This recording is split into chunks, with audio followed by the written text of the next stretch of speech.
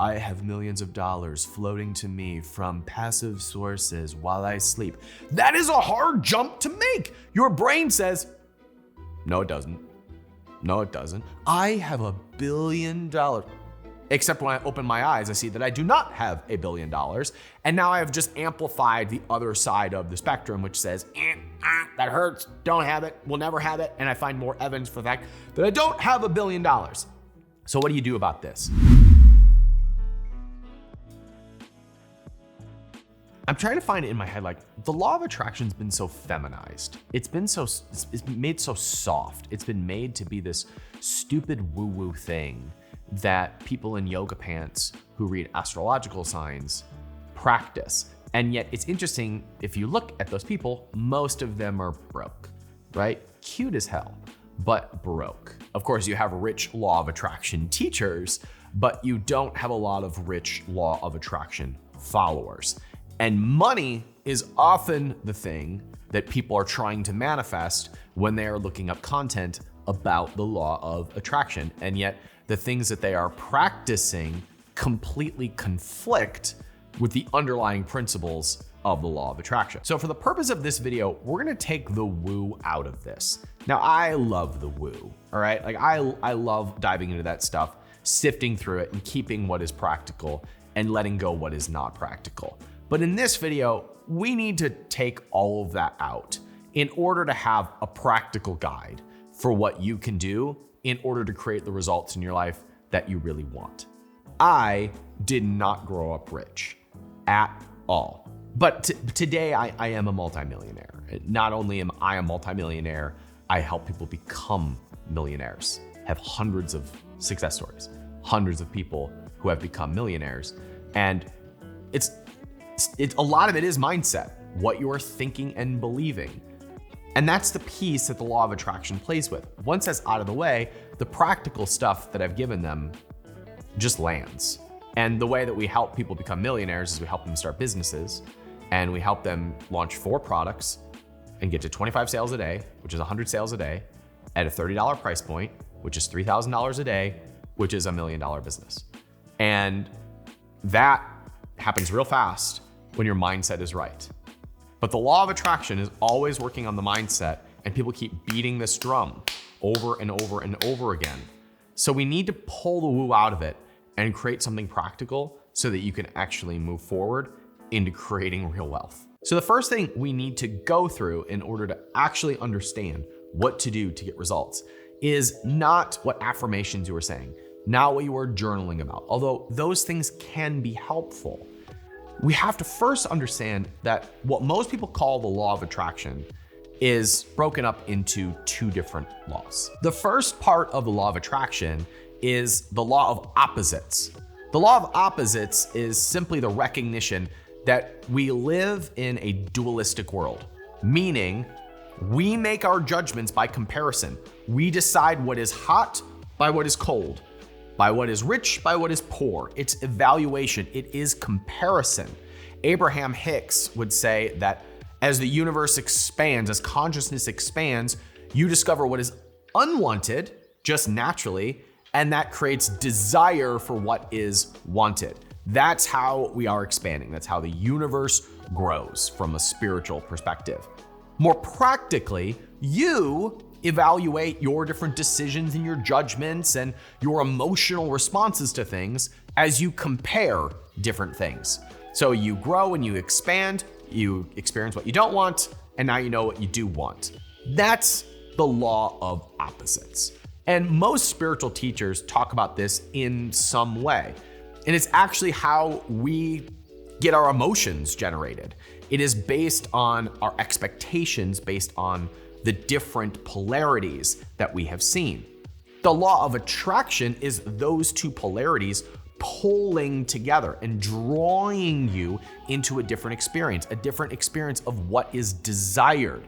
So your emotions are actually a reflection of what you personally have decided is meaningful or enjoyable or whatever your judgment is. Your emotions are based on your judgments that you have made subconsciously as you've gone through the experience of life. You don't have to do anything about them. You don't have to change them. You already are wired to desire things that are enjoyable for you and to not enjoy things that you no longer want to experience. And they're different for you than they are for everybody else. But you don't have to work at it. It's already done. It's already in you. It's already in your brain what is desired. Your emotions are the reflection of that. So when a lot of spiritual teachers will talk about following your excitement or following your passion or following your bliss, it is because you internally have already made all of those judgments.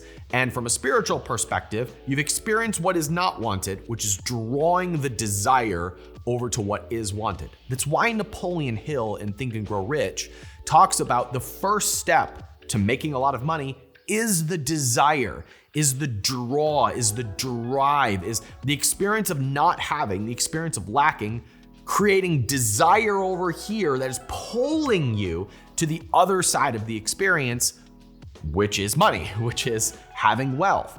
That desire is the emotional response to what you have already created in the expansion of consciousness. That sounded way more woo than I intended to do at the beginning of this video. So the first part is that through your experience of life, you have already evaluated what you like and don't like. And now your emotions are a response to that based on the law of opposites. Now, the second part of the law of attraction is the law of focus. The law of focus is simply whatever you put your attention on expands. So as you have expanded, as you've created this emotional response to what you want and what you don't want, you trigger that by what you focus on. Now, your focus is determined by your beliefs. If you believe that rich people are evil, you will find all kinds of evidence to support that belief. Your brain only goes and finds evidence for what it already believes. For example, there's this story, I love this story of a man who was in a psych ward who believed that he was dead. And a doctor came in and said, I got this one. And he says to the patient, do dead people bleed? And the man in the psych ward says, no, dead people don't bleed. And so the doctor took a needle and pricked the man's finger and it bled. And the man looked at his finger and said, oh, I guess dead people do bleed. This is how our brains are wired. We simply have a belief and then we find evidence for the belief. And your belief determines what you will focus on. So if you want to make more money, a lot of people will journal their affirmations while not believing that it's actually possible. I don't think it is a good idea to try and jump from one end to the spectrum to the other. If you have had the experience of not making money, it is very difficult to jump all the way to the other side of the spectrum and say, I have millions of dollars floating to me from passive sources while I sleep. That is a hard jump to make. Your brain says, no, it doesn't. No, it doesn't. I have $1 billion. Except when I open my eyes, I see that I do not have $1 billion. And now I have just amplified the other side of the spectrum, which says, that hurts, don't have it, will never have it. And I find more evidence for the fact that I don't have $1 billion. So what do you do about this? Instead of trying to focus all the way to the other side, you simply can start incrementally growing up the ladder.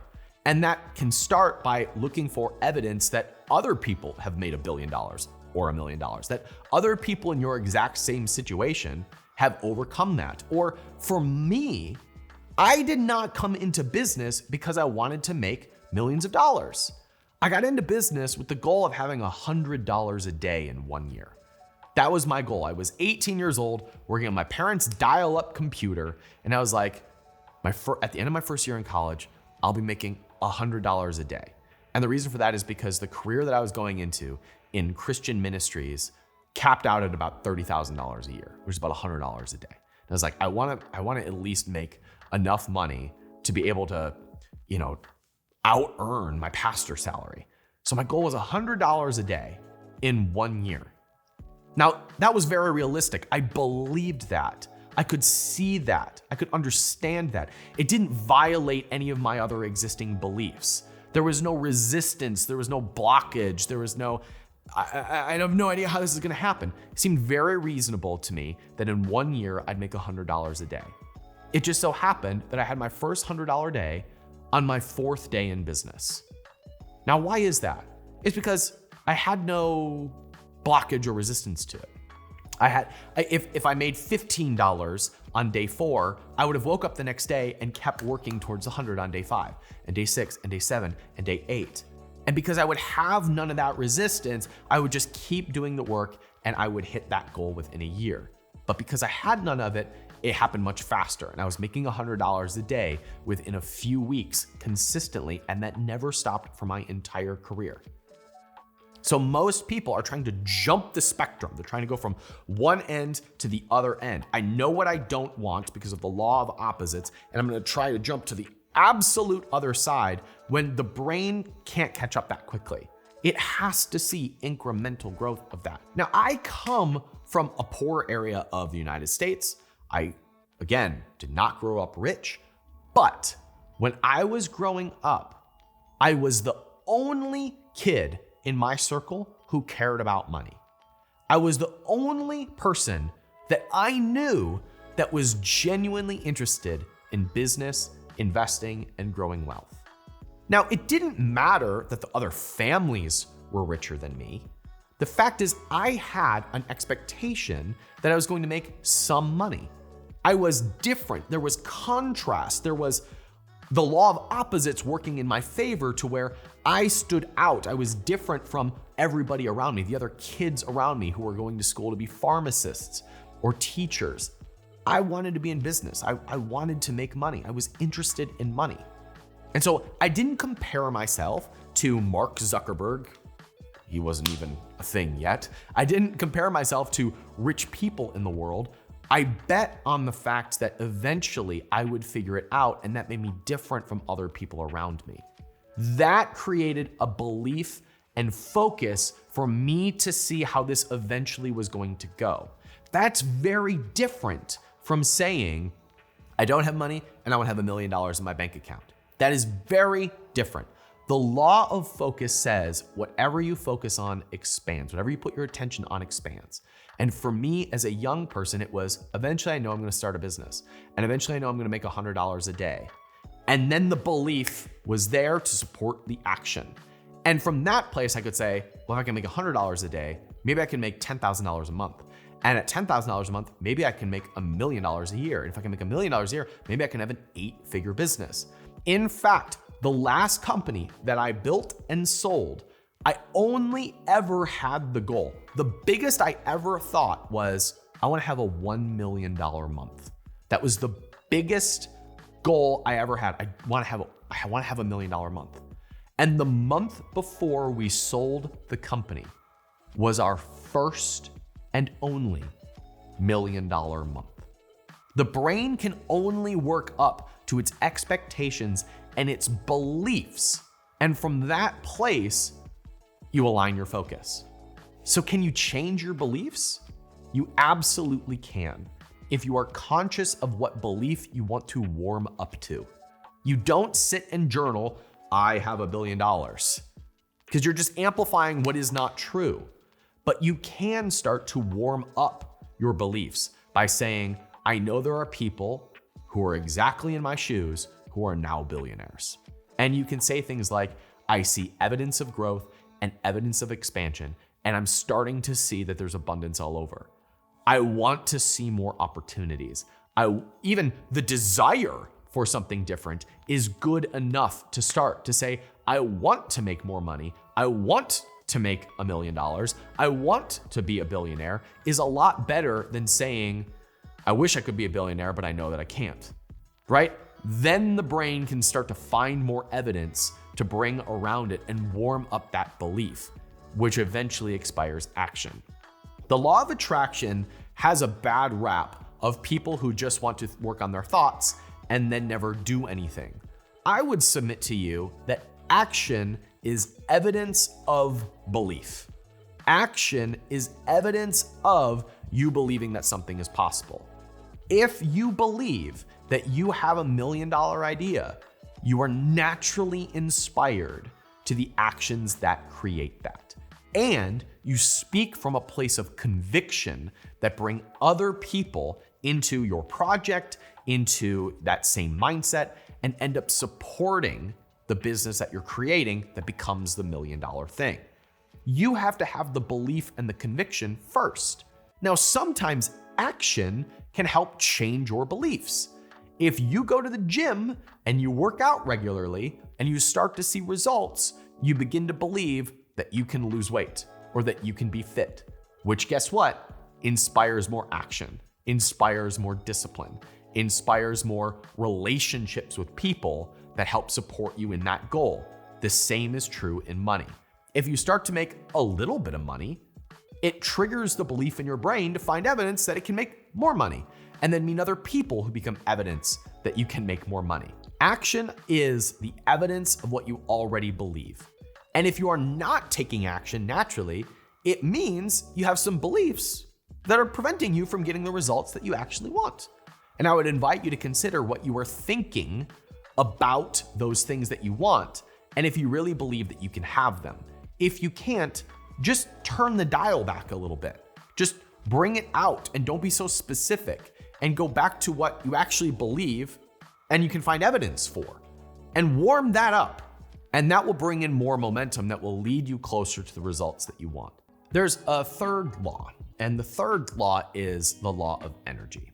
This is the idea of inertia, of momentum, that things tend to lead to things more like it, that things get momentum, that they pick up energy as they continue. So the law of opposites determines what your desires are, what your emotional response to things are. The law of focus is where you put your focus so that it can expand. And then the law of energy suggests that whatever you're putting focus on is naturally going to pick up more momentum along the way. And this is one that you can kind of hack, because if you put yourself in the middle of a lot of energy, you participate in part of that energy. It's the mastermind effect. It's when you hang out with people who are naturally fit, you tend to do the things that fit people do. It's when you hang out with people that make a lot of money, you tend to pick up on the actions and the beliefs that other people do to make money. When you hang out with people who are negative, you tend to focus on things that are negative, and on and on and on it goes. Whatever you're putting attention on is getting more energy, and the law of energy suggests that it's going to keep going in the same direction until there is an abrupt stop. Now, the rub of the law of energy is if you've got stuff in your life that you want to change, the law of energy suggests the cards are kind of stacked against you unless you pull the plug on something. This is where making hard decisions or changing habits or getting around different people can switch up the law of energy. And all of these different pieces make up what most people call the law of attraction, which they mistake for being affirmations or useless meditations or for saying things that you don't actually mean. When the real use of the law of attraction is tuning into your emotional response to things, which is determined by the law of opposites. And then by changing your focus, focusing on what you actually want, not the reasons why you can't have it, but what you want and evidence of why you can have it. And then the law of energy suggests that what you do in response to that as a reflection of your beliefs will pick up momentum and lead you to a different experience of life. So if you're watching this and you follow the work of spiritual teachers and you still are not making the money that you want, the reason why is because you are continuing to amplify beliefs that you don't actually believe. You are focused on the wrong part of the spectrum between what you don't want and what you do want. You are still finding evidence for what you don't want, which is conflicting with what you actually desire, and the law of energy is kicking in and bringing more to you.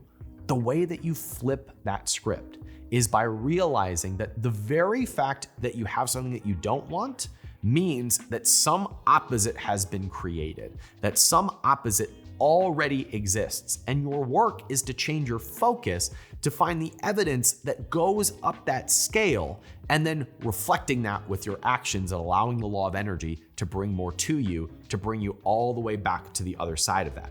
And you know, based on your emotional response, Your emotional experience of life is telling you that you are focusing on things that match what you want and allowing what most people call the law of attraction to kick in.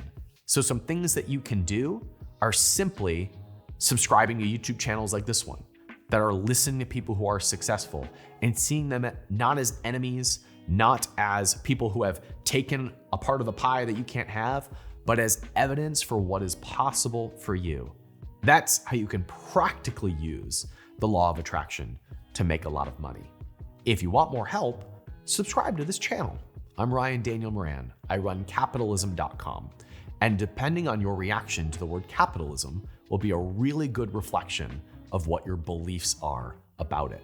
If you have a negative response to the idea of capitalism, you should subscribe to this channel because you'll see lots and lots of examples of how capitalism is doing great things in the world. And if you love the word capitalism, you should subscribe to this channel because you're gonna see lots of examples of how you can use it in order to make a lot of money.